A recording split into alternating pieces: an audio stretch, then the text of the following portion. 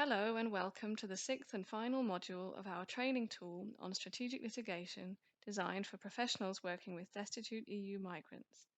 This is a series of 6 training modules on strategic litigation in EU free movement cases, which is designed for professionals working to promote and protect the rights of destitute mobile EU citizens. In this 6th module, we will examine how to submit a petition to the European Parliament and the reasons for doing so. You may find it useful to pause and watch this short video on what petitions to the European Parliament are all about. A link is provided below this video. The right to petition the European Parliament is a fundamental right in the European Union. This guarantees the right of individuals and organisations to petition the European Parliament about any matter that affects them directly and which falls within the scope of EU law. A petition may take the form of a complaint relating to problems about the application of EU law. A petition can also consist in a request to the European Parliament to adopt a position on a specific matter. A petition may be filed by any individuals and organisations wishing to petition the European Parliament about any matter that affects them directly and which falls within the EU's fields of activity. Individuals include EU citizens, as well as any non-EU nationals who are resident in the EU. Organisations include any entity with a registered office in the EU. A petition may be submitted in any of the official EU languages. A petition may be submitted via the standard online registration form, a link to which you will find below this video. A petition may also be physically submitted by post. A petitioner may request the petition to be marked as anonymous, so their identity is not made public. As the summary of each petition is made public, it is also possible to search for petitions which have been registered before the European Parliament. This allows individuals to support other petitions. A petition should be relatively comprehensive and include all facts relating to the problem. Ideally, like a complaint to the European Commission, a petition to the European Parliament should set out details about the petitioner and give details about the nature of the problem. It should identify the national authorities involved and national measures that breached EU law, as well as details of the instruments of EU law which have been infringed.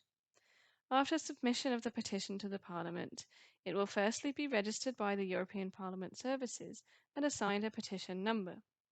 An acknowledgement of the receipt of the petition is then sent out within about 2 weeks. A decision on the admissibility of the petition is then taken by the Committee on Petitions of the European Parliament within about 6 months. A petition may be declared inadmissible if it does not concern any aspect of the EU's area of activities.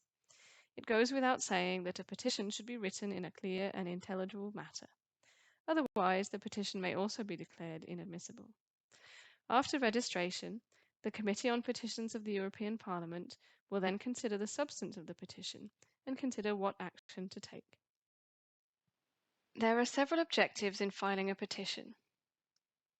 However, the European Parliament does not have the power to enforce EU law against member states.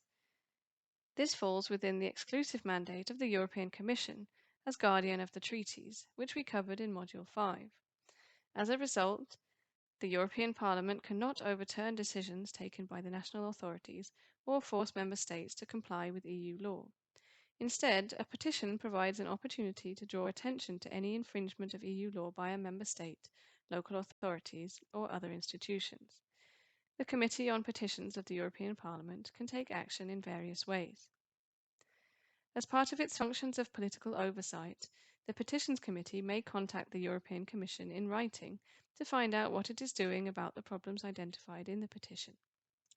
It can also ask the European Commission to conduct a preliminary investigation on the petition and provide information regarding compliance with EU law. The Committee on Petitions may also request the national authorities to provide information or clarification in relation to the issues raised in the petition.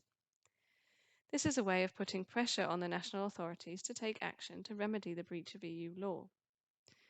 A petition provides an opportunity to publicise breaches of EU law by the national authorities. One particular way in which the problem is publicised is by requesting the Petitions Committee hold a public hearing. In such a case, The petition will be placed on the committee's agenda and discussed in a hearing to which petitioners are invited. In more exceptional cases, the Committee on Petitions may prepare and submit reports or resolutions to be voted on by the European Parliament in plenary session. The committee may also conduct a fact-finding visit to the country concerned and issue a report containing its observations and recommendations. An ongoing example of how petitions work in practice is provided by the petition filed concerning problems with the personal identification number in Sweden. This is a unique identifier issued to all Swedish citizens and foreign nationals in Sweden. In 2017, the EU Rights Clinic submitted a petition on the refusal by the Swedish tax authorities to issue a personal identification number to EU citizens and their family members living in Sweden.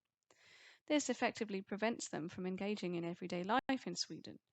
This is because a personal identification number is usually requested by service providers in many situations, including taking out a mobile phone subscription, collecting mail and packages at the post office, or buying medicine in pharmacies. Without a personal identification number, it makes it very difficult for anyone to engage in mundane day-to-day activities in Sweden. This has, over the years, affected hundreds of EU citizens who come to Sweden to study or work or find new job opportunities.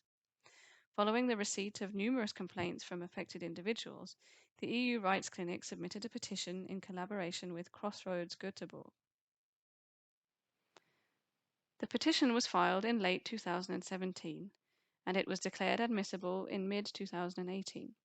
It has been joined by other petitions concerning the same problem.